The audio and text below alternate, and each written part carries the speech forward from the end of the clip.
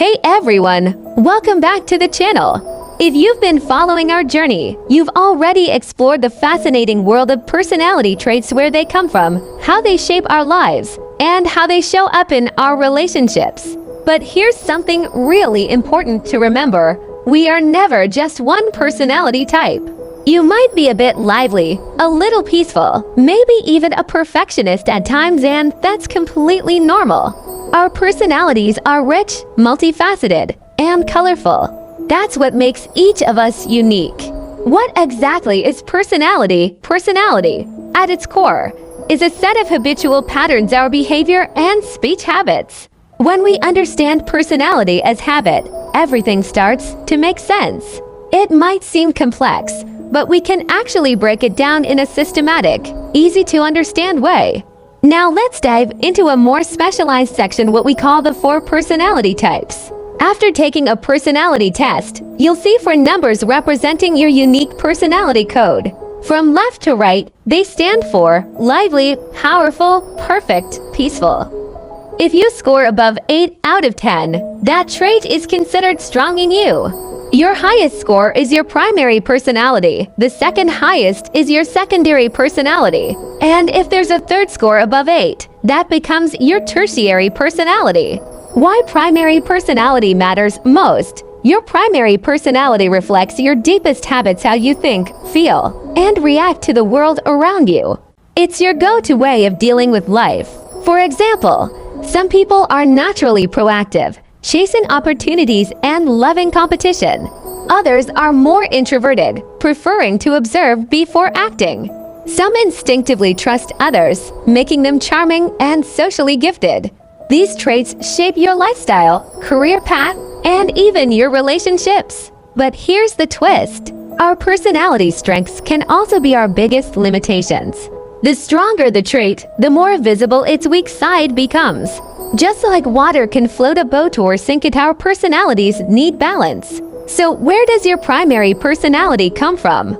Surprisingly, it's shaped mostly before the age of 6, when you were just a toddler. At that stage, we don't learn through books or logic, we learn by imitating the adults around us. Children are like sponges. If your parents were critical, you might grow up doubting your worth. If you were praised and affirmed, you might carry a strong sense of self. The way your family spoke to you, treated you, and what kind of emotional environment you lived in, all of this created the personality DNA you still carry today. Whether you were raised by your mom, dad, grandparents, or a combination, their habits became your habits. Their thinking patterns became your survival strategies. A powerful parent might raise a child who values efficiency but struggles with emotional expression. A peaceful parent might raise a child who avoids conflict but lacks assertiveness. By the age of 6, this environment shapes how you see yourself and how you operate in the world.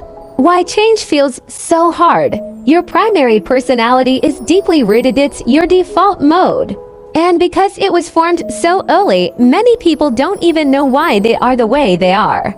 That's why even after learning communication skills or self-improvement techniques, real change feels impossible without addressing your core personality. True transformation requires us to challenge those early beliefs and, sometimes, even to rebuild ourselves from the ground up. It's not easy, but it's possible with guidance and self-awareness. Now let's talk about secondary personality. Your secondary personality starts developing between ages 6 to 18. This is when school, teachers, mentors, and social experiences begin to shape you. Maybe a teacher once said, "Be a responsible man or be the best version of yourself." Those messages stick, and over time, they form new habits that complement or even clash with your core traits. Secondary personality traits are often more flexible. They're influenced by society, not your family. They're like tools you picked up along the way, adapting to what life demanded from you. Think of it this way.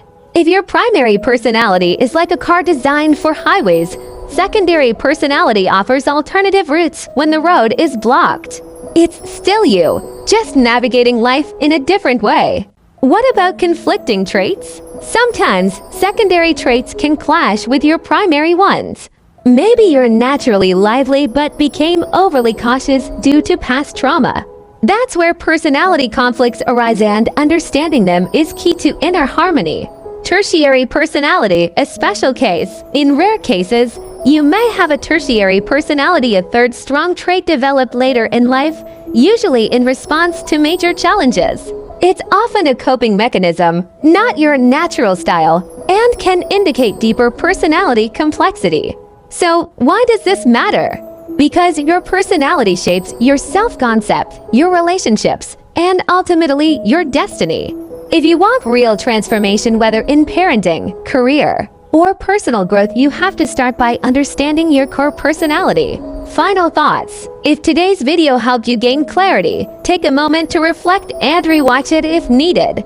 In our next video, we'll dive deeper into secondary personality patterns and how to use them to enhance your life. Don't forget to like, comment, and subscribe if you found this valuable. And hit that bell icon so you won't miss the next episode in our personality series.